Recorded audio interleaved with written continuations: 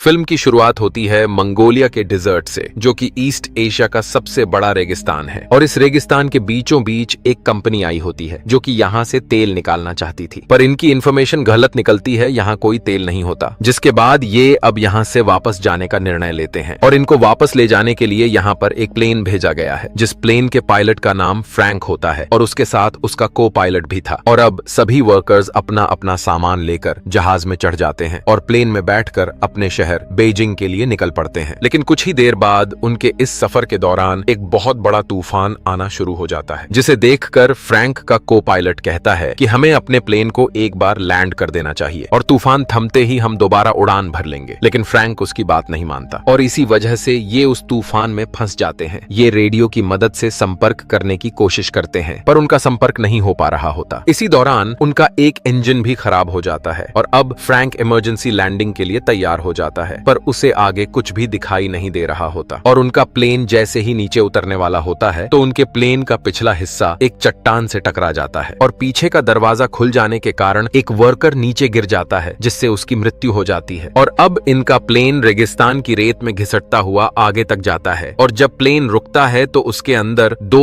और वर्कर्स की मृत्यु हो चुकी होती है। लेकिन अब ये इस खतरनाक रेगिस्तान में फंस चुके हैं, जिसके बाद ये अपने खाने की सप्लाई को चेक करते हैं, जहां इन्हें पता चलता है कि इनके पास 1 महीने का खाना है। पर तभी इनमें से एक आदमी कहता है कि मैं चलकर इस रेगिस्तान से बाहर निकल सकता हूँ, क्योंकि मैंने बहुत सी जगहों पर हाइकिंग और ट्रैकिंग की हुई है। लेकिन बाकी लोग उसे समझाते हैं कि यह जुलाई का महीना है, जो रेगिस्तान में सबसे अधिक गर्म होता है और तुम इस गर्मी में जिंदा नहीं बच पाओगे। सभी उसे समझाते हैं कि तुम्हें रास्ता भी नहीं पता है, इसीलिए तुम इस रेगिस्तान में गोल गोल घूमते रहोगे। और यह बात उस आदमी को समझ आ जाती है। अब उसी रात जब ये सभी सो रहे होते हैं तो बाहर तूफान के कारण मौसम खराब हो जाता है और तभी इनमें से एक आदमी, जिसका नाम जॉन डेविस होता है, वह बाहर टॉयलेट करने के लिए निकलता है। लेकिन तभी उसका पैर एक पत्थर से टकरा जाता है, जिसकी वजह से वह रेत में लुढ़कता हुआ नीचे गिर जाता है और तूफान में अब उसे कुछ भी दिखाई नहीं देता, जिससे वह रास्ता भटक जाता है। और अब जब सुबह सभी वर्कर्स उठते हैं तो वे देखते हैं कि उनका एक साथी गायब है। वे उसे चारों तरफ ढूंढने की कोशिश करते हैं, पर उसका कुछ भी पता नहीं चलता। इसीलिए यहाँ जो लेडी होती है वह पायलट के पास जाती है और उससे पूछती है कि क्या हमें यहाँ से कोई बचाने भी आएगा या नहीं, जिस पर पायलट कहता है कि इसका कोई पता नहीं, जिससे लड़की थोड़ी उदास हो जाती है, क्योंकि हम अपने रास्ते से पूरी तरह भटक चुके हैं। इसीलिए अगर हमें यहाँ से कोई ढूंढने भी आएगा तो वह हमें नहीं ढूंढ पाएगा। और अब सभी की उम्मीदें भी टूटने लगती हैं कि कोई भी उन्हें यहाँ से लेने के लिए नहीं आएगा। इसीलिए इनमें से 2 लोग यहाँ से पैदल निकलने का निर्णय लेते हैं। पर जब वे अपने साथ पानी ले जाने लगते हैं तो पायलट उनसे कहता है कि यहाँ से पानी कोई भी नहीं ले जाएगा। जिसके बाद पानी को लेकर इनके बीच झगड़ा होना शुरू हो जाता है, जिस वजह से उनका पानी भी गिर जाता है। पर यहाँ पर एक आदमी होता है जिसका नाम एलियट होता है। वह इनसे कहता है कि मेरे पास एक आइडिया है जिससे हम सबकी जान बच सकती है। मैं कई दिनों से इस प्लेन को ऑब्जर्व कर रहा हूँ कि हम इसके पुर्जों को जोड़कर एक दूसरा प्लेन बना सकते हैं, क्योंकि एलियट पहले प्लेन बनाने वाली कंपनी के साथ काम करता था। और अब सभी के मन में एक उम्मीद जागने लगती है। वे उसकी मदद करने के लिए तैयार हो जाते हैं, लेकिन पायलट उसकी बातों से सहमत नहीं होता। वह कहता है कि ऐसा करना नामुमकिन है। और अगले दिन इनमें से एक आदमी वहां से निकल जाता है, पर वहां जो लेडी होती है वह उसे ढूंढने के लिए उसके पीछे जाने लगती है। लेकिन पायलट उसे रोकता है और खुद उस आदमी के पीछे निकल जाता है। वह उस चट्टान तक पहुंच जाता है जहां उनका प्लेन टकराया था और वहीं पर उसे उस आदमी की लाश भी मिलती है जो प्लेन से गिर गया था, पर उसके शरीर पर उसके कपड़े नहीं होते और वहां पर कुछ गोलियों के कवर भी पड़े होते हैं। और तभी उसे वह आदमी भी मिल जाता है जो यहाँ से जाने वाला था और वह कहता है कि मैं इस लाश से अपनी घड़ी लेने आया था जो इसने मुझसे ली थी, पर इसके पास वह घड़ी नहीं है, जिसका साफ मतलब है कि हमारे अलावा यहाँ कोई और भी है। अब ये दोनों उस जगह पर आ जाते हैं जहाँ इनके बाकी साथी होते हैं और अब पायलट भी उनके साथ प्लेन बनाने के लिए तैयार हो जाता है। इसके बाद ये लोग प्लेन बनाना शुरू कर देते हैं। ये दिन में काम नहीं करते क्योंकि यहाँ बहुत ज्यादा गर्मी होती है, बल्कि ये रात में काम करते हैं। लेकिन इनकी परेशानी तब बढ़ जाती है जब उनका वह तेल जिसे ये आग जलाने और प्लेन उड़ाने के लिए रखे हुए थे, उस पर वेल्डिंग करते समय चिंगारियां गिर जाती हैं और वहां एक जोरदार धमाका हो जाता है। हालांकि इस ब्लास्ट में किसी की जान नहीं जाती, लेकिन इनका सारा का सारा तेल बर्बाद हो जाता है। अब इनके पास उतना ही तेल बचा होता है जिससे ये बस एक बार उड़ान भर सकते हैं और यहाँ से निकल सकते हैं। अब ये लोग अब रात के बजाय दिन के वक्त काम करते हैं, लेकिन दिन में बहुत ज्यादा गर्मी होती है। फिर भी ये हिम्मत नहीं हारते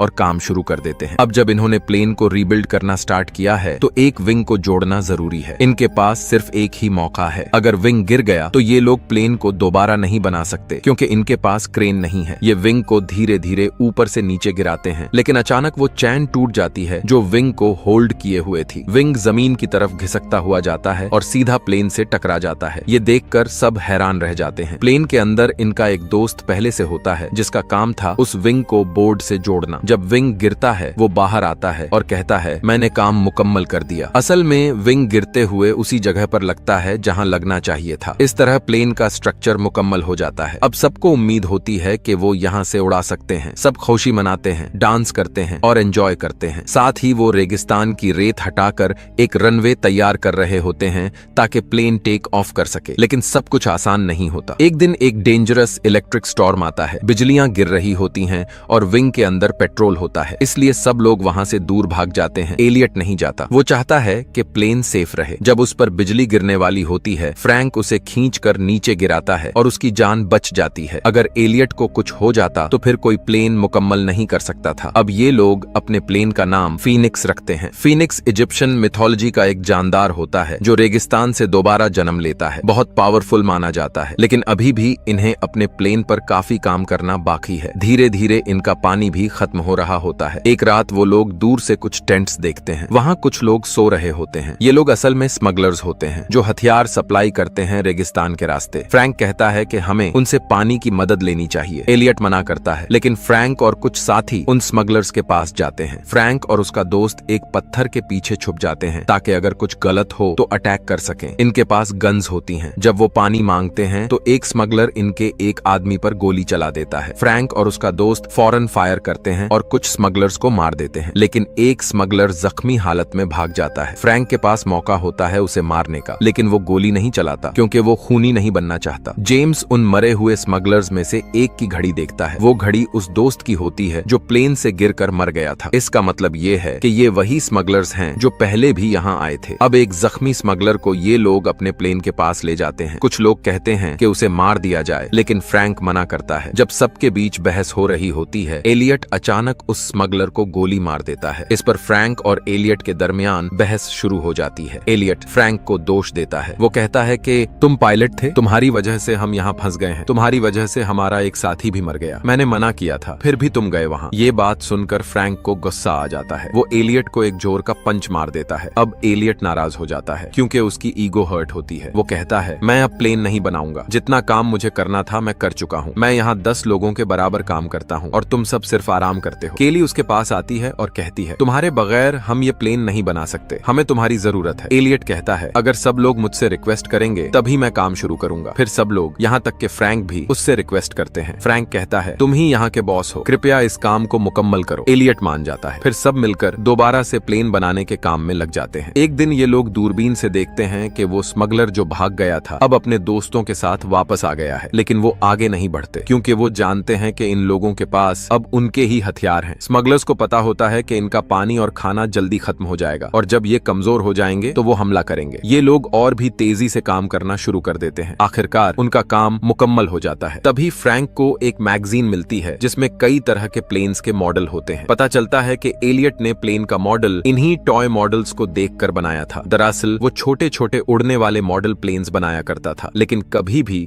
एक बड़ा रियल प्लेन नहीं बनाया। ये सुनकर सबको गुस्सा आ जाता है, खासकर अयान को। वो एलियट के सर पर गन रख देता है और कहता है तुम हमें बेवकूफ बना रहे थे, ये प्लेन कभी नहीं उड़ेगा, तुमने पहले कभी इतना बड़ा प्लेन बनाया ही नहीं। लेकिन एलियट कहता है मुझे यकीन है ये प्लेन उड़ेगा। हाँ, मैं छोटे रिमोट कंट्रोल्ड प्लेन्स बनाता था, लेकिन उनमें बैलेंस ज्यादा जरूरी होता है। फ्रैंक अयान को रोक लेता है। तभी तूफान आ जाता है। जब तेज हवाएं चलती हैं तो प्लेन अपने आप हल्का हल्का हवा में उठने लगता है। सब समझ जाते हैं कि ये प्लेन सच में उड़ सकता है। उनके दिलों में जो उम्मीद मर चुकी थी वो फिर से जिंदा हो जाती है। लेकिन ये रेगिस्तान का तूफान था जो प्लेन को पूरी तरह से रेत में ढांक देता है। तूफान के बाद सब उदासी में चले जाते हैं। फ्रैंक कहता है हमने इससे मेहनत से बनाया है और हम इससे यहाँ से उड़ाकर ले जाएंगे। सब लोग मिलकर प्लेन को रेत से निकालते हैं और खींचकर उस जगह ले जाते हैं जहाँ रेत नहीं होती। वो लोग प्लेन को स्टार्ट करते हैं। प्लेन स्टार्ट होता है लेकिन तुरंत बंद हो जाता है। बहुत बार ट्राई करते हैं और आखिरकार प्लेन चल पड़ता है। प्लेन का इंजन गरजता है। स्मगलर्स इसकी आवाज सुनकर घोड़ों पर हथियार लेकर इनकी तरफ भागने लगते हैं। सब लोग प्लेन के ऊपर चढ़ जाते हैं और विंग्स से लटक जाते हैं। दरअसल इस प्लेन के डिजाइन में अंदर बैठने की जगह नहीं होती। इन्होंने एक बड़े प्लेन के हिस्से से छोटा प्लेन बनाया होता है। प्लेन रनवे पर भागता है और पीछे से स्मगलर्स गोलियां चला रहे होते हैं, लेकिन किसी को भी गोली नहीं लगती। जैसे ही रनवे खत्म होता है, स्मगलर्स को लगता है ये लोग गए काम से, लेकिन अगले ही पल उनका फीनिक्स उस खाई से उड़ जाता है। सब लोग खुशी से झूम उठते हैं। महीनों की मेहनत आखिर कामयाब हो गई। इस तरह से ये लोग मौत के मुंह से उस खतरनाक रेगिस्तान से निकल जाते हैं, जहां से बचकर निकलना नामुमकिन था। एलियट की फोटो एक मैगजीन में छपती है, जहां लिखा होता है नासा की नई उम्मीद, मतलब वो अब नासा के लिए काम करता है। इसी के साथ ये मूवी खत्म हो जाती है।